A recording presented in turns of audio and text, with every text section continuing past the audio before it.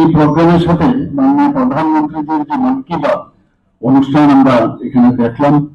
প্রথমেই উনি সবসময় বলেন যে ইন্ডিয়া ফিট যে বিষয়, আজকে অ্যাথলেটদের সম্পর্কে দুজন অ্যাথলেট আমরা দেখলাম, প্রাচীন এবং একজন যে পাঞ্জাবি সর্দার জি, ওনার সম্পর্কে যে 100 মিটার স্প্রিন্ট, এই বিষয়ে উনি আমাদের সামনে রেখেছেন।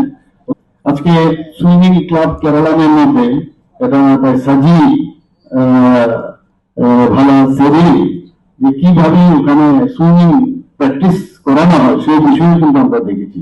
আজকে নেদারল্যান্ডে যে আমরা যে বিষয়টা কপার প্লেট, সেখানে উনি মাননীয় প্রধানমন্ত্রী সেখানে গিয়েছেন এবং কিভাবে সেই কপার প্লেটসে যে সেগুলো যা লেখা আছে ভারতীয় সভ্যতা, সেইগুলো কিন্তু ফেরত এসছে সেই অভিযানের মাধ্যমে। মিনিস্টার সাহেব অলরেডি আপনাদের সামনে বলেছেন।